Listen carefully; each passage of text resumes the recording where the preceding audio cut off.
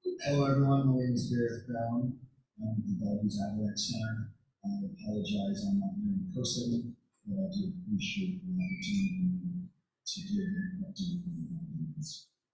So just to start with some changes that we have for this winter season. Our most major change this year is going to be the website.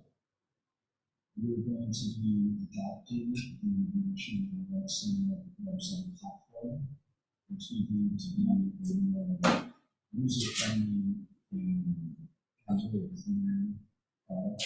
And this should help improve the consistency of the messaging through a more developed and recognizable platform. So we're really excited about that change moving forward.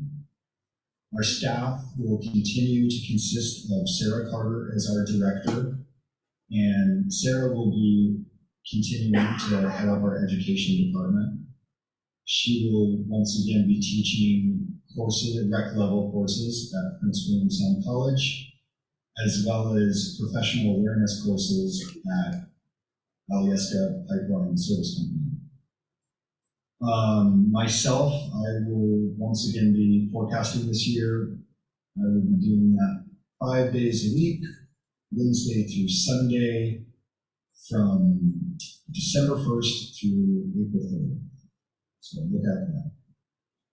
One change we have in staff this year is we're hoping to move our intern, Josh McDonald, towards forecasting later in March when he returns to our area. Josh will be working on his Pro 2 course this year in Girdwood in January. So we're excited to have Josh and his continued involvement with our team.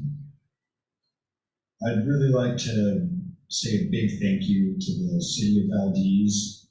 We received a large portion of our funding from the City of Valdez, as well as various other businesses and many individuals.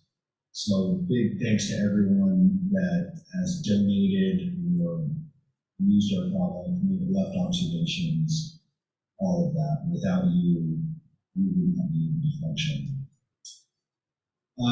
I would encourage everyone to visit our website. It is www.alaskasnow.org/Valdez. Consider making a donation if you are able. Otherwise, using our product or leaving an observation, all of these things are helpful. I appreciate your time. Thank you so much. Hello, everyone. My name is I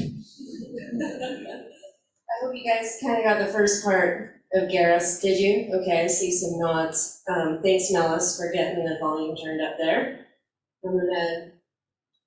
It's awesome to have Gareth for several years now over in Valdez, so a little bit of continuity, which is great after Sarah. So now we'll move over, we'll do Haines next and see how the volume is there.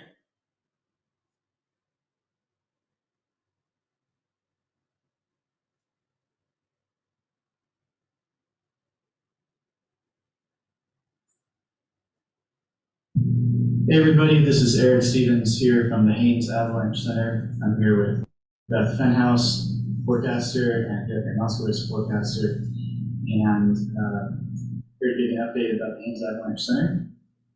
We received funding from the Haines Borough this year, and we're expecting to continue our forecasting, education, and observation services from about mid-November through late April.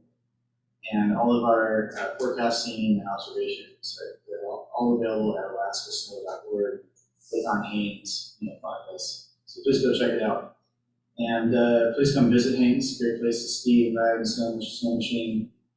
Check the website before you go out. A couple of updates for this year. Very exciting. Beth Fenhouse here is actually going to be taking over as the Haines Avalanche Center Director. So congratulations to Beth, and thank you for taking the reins. She's going to do a great job. And please reach out and get into touch if you want to help out. We have four part-time forecasters this year, and we're also going to be bringing on some professional observers. So Beth, do you want to talk about weather stations? Yeah, we've got some funding this year from the Chugach Valley Community Foundation. And some funding that came from disaster response and emergency preparedness funding. We're going to put one station out the LUTAC zone, which is going to be a great spot to fill some data gaps for us, and hoping to get that up summer 2024. So get the permitting rolling for that soon. Right. And we've been working together with the Alaska Avalanche Information Center and the National Avalanche Center to upgrade our observation module as well as the weather station map for key features that were released last year on the website. And recently there have been some updates to the observation platform, which include an avalanche occurrence database and some other ways to kind of visualize some of the data that you're collecting out there, that we're all collecting and sharing. So if you haven't had a chance, go check that out on the website and be sure to read up on observations or submit them as you're getting out there. We're also looking at upgrading to the National Avalanche Center forecast platform. So that's in the works, so stay tuned for updates there. All right. Thanks, everyone. Have a great season, and check us out at alaskasnow.org. Click on Haines.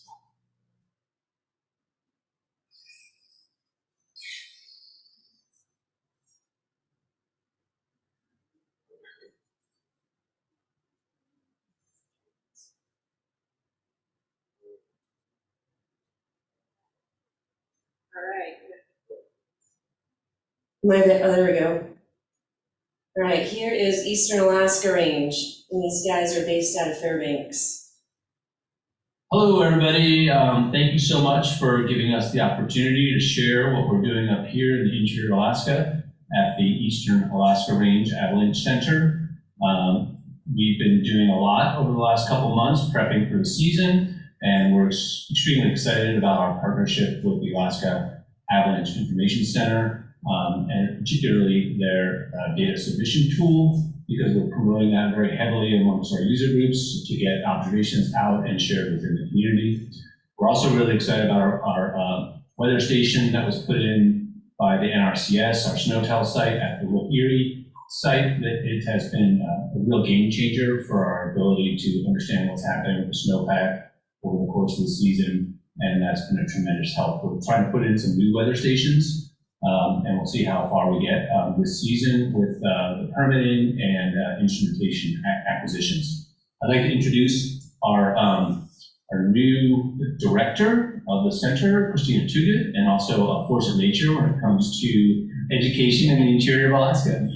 Hi everyone, I'm Christina Chugach. Thank you, thanks. I'm all about education. My background's as a moto user, so it's primarily like a moto focus, but we're working really hard to really accomplish one of the main pillars of our mission here at ERAC, which is to increase the observations that are available to our community. So through use of the website platform with AAIC, we're really heavily promoting to our community at all of our events and through all of our social media channels to submit observations when you're going out. If people are nervous, just put their name out there, to submit it to one of our board members or directly to one of our sites, and we'll communicate and get out what we need to. We are taking all of the observations that come in within a short period of time when they come in and getting them back out on our social media, so the folks who aren't regularly checking have immediate or near immediate access to that information as well. We also have a larger program this season so far than we have typically in the past. We've got a number of avalanche awareness events scheduled both at the snow machine dealerships here in Fairbanks as well as some of the ski shops in town. We've also got a partnership with the Northern Aspects Film Festival, which we'll be using as a fundraiser for ERAC coming up next month. And then we've got a number of avalanche courses that we are heavily promoting for the Alaska Avalanche School, which are focused on the interior of Alaska community base. One being in February at McLaren River Lodge, which is for moto-based users. And then one is in March for Rec Level 1 human-powered based users. And we're really looking to increase our opportunities for students to access both awareness nights throughout the season on a monthly basis, as well as rescue workshops this coming second half of the season. Along with, we plan to have a number of brewery fireside chats where we just get to sit and have conversations to kind of promote those discussions, build a network, and help connect people within our community to each other who are like-minded in terms of avalanche education and safety. My name is Mark Oldix. I'm the former chair for ERAC and a wannabe moto user. And we want to thank the Alaskan Alpine Club for their major donation last year to help us push forward our education initiatives as well as the weather stations. And we're going to build off of that momentum Friday night tonight at our Stoke Fest event in the interior here to help generate that, again, just really launch off our community bonding that we have here in areas around the mountains and get our little flatland interior to that. So we're able to see everybody and thank you for your support. Yeah, thank you. Have a great workshop. Awesome. That was really sick. Those guys were able to put those videos together because they weren't able to be here today. But now I'd like to pass this off for an update from the most exciting place right now, probably in Southcentral Alaska, which there's a high danger, from what I understand. Allie Barker. Hey, I'm Allie Barker, one of the forecasters for the Hatcher Pass Avalanche Center. We're starting year 16, and which is hard to believe. And yeah, we're in a high danger cycle right now. It's tapering off. We started forecasting a couple days early. Tomorrow is supposed to be our start date, so look for Saturday morning forecast tomorrow. And then from here on out, you'll see forecasts on Thursdays and Saturdays, and any other day danger is considerable or higher. Myself and Jed Workman and our new forecaster who we just hired, Ryan Lewaith, he's driving here from the East Coast right now, so hopefully he makes it. But the three of us are excited to work together to continue to provide forecasts for the community this season. Let's see, I'm not going to talk about events and things because it's all on our website. Just go to hpavalanche.org or talk to our executive director, Marissa, over here. We have a lot going on and a lot planned. One of the bigger things, I think, we have a new weather station that we just put up on Hatch Peak, which is really exciting. Hopefully it'll be functioning soon. And just working out the glitches on that, but that's going to give us a lot more wind data, which is important because Marmot is kind of the only thing we have, and there are some issues with that at times. What else? Oh, we still have some scholarships available from the Johnny Soderstrom Memorial Scholarship Fund, so if you know someone who's interested in avalanche education, please check that out. We'd like to hand that money out. And I think we're getting another snow machine this year, so we should be out hopefully riding more, maybe sooner than later this year. And that's it, I think. Awesome. Thanks, Allie.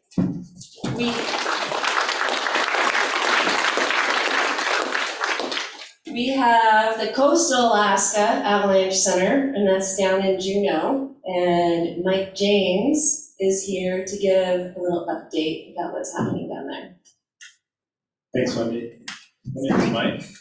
I'm actually an outgoing board member on the Coastal Alaska Avalanche Center, and we're kind of in a restructuring phase. A board made up of a bunch of snow nerds, and we need some financial business-minded folks that can steer us in the right direction. So we did do a bunch of strategic planning with some guidance from professionals. So we're kind of at a phase, I think, where Hatcher Pass was a little while ago, where we're really trying to build a good plan, because we're at the point where We have really good observations platform. We're using the National Avalanche Center platform, getting pretty good buy-in with people sharing, these people are using the weather data, and we're trying to plan on taking that next step to where we can have a forecast or some value-added feedback in whatever way that comes. So we have lots of good buy-in from folks, mostly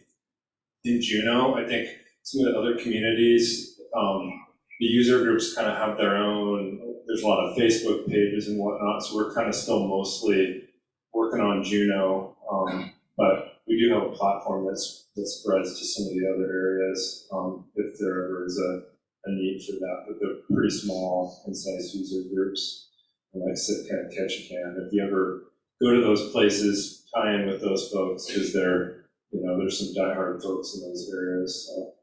That's kind of where we're at. We're kind of trying to plan for the next step. But if you come down, you can find us in the same avalanche.org map, and you can get weather and observations in the same platform and format that you're going to see everything else up here.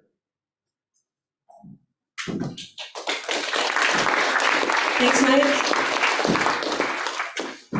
It's really cool to see a lot of the growth of a lot of the centers around here. So again, we appreciate everybody getting updates. I'll give a quick update for the Chugach National Forest Avalanche Center. And I'm gonna speak on behalf of the Friends. Ray, is that okay, or do you wanna come up here? Do I get the thumbs up? Okay, Ray gives me the thumbs up.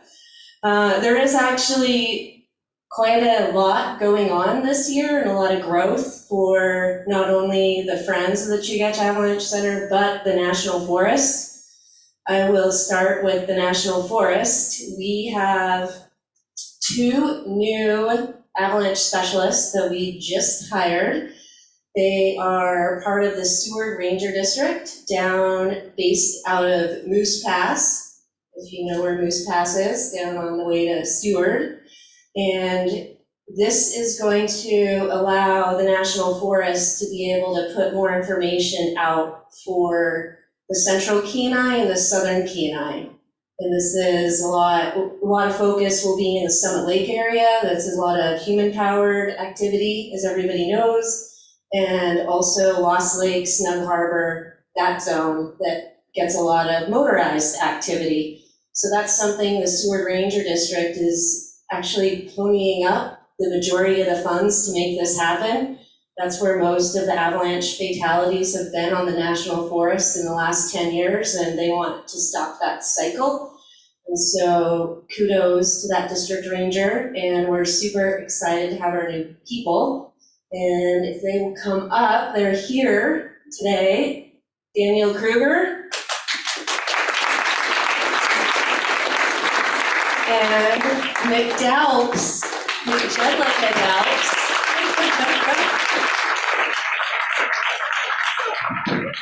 And these two know each other, so that works well. But it's really exciting for us to grow. That's a big deal for the Forest Service. So don't go anywhere. I'm gonna quickly speak for the Friends here, because the Friends of the Chugach Avalanche Center were able to work out an agreement with the state of Alaska, Chugach State Parks, and created an avalanche position that's going to focus on the Anchorage Front Range. And this position is brand new. It's something the Friends group has been wanting to do ever since I got up here. So I would say maybe ever since they were created just over 20 years ago, and it's finally coming to fruition. And this position is funded 100% by donations from the community to the Friends group.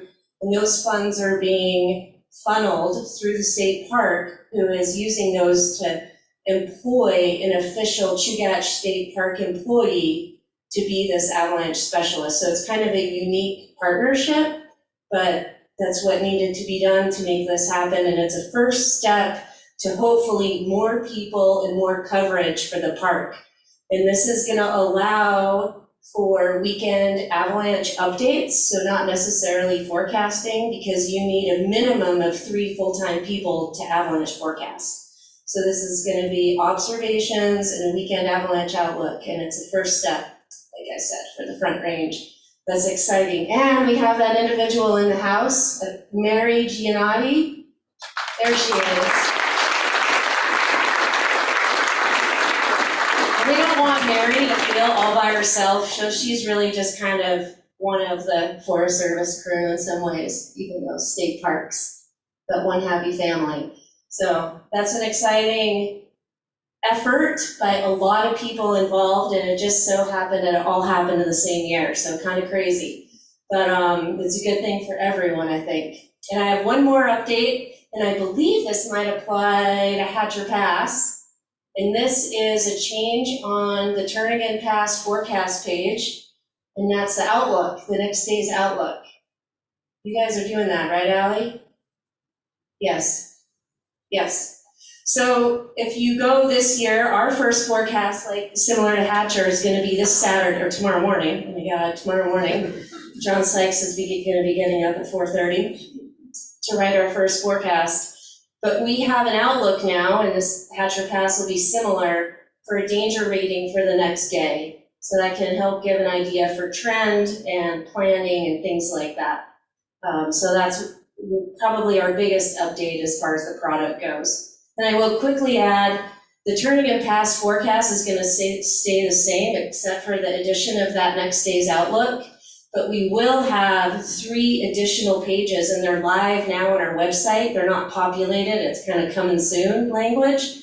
But it's the Chugach State Park conditions report or weekend outlook that Mary will be putting out on Fridays. And then there's a Seward Southern Kenai report that'll be very similar, that Daniel and Mick will be putting out on Fridays, and then also a Central Kenai Summit Lake page for that region. So kind of a lot of things. I'm gonna stop right there and hand this back over to Andrew. Thanks to you all for coming up.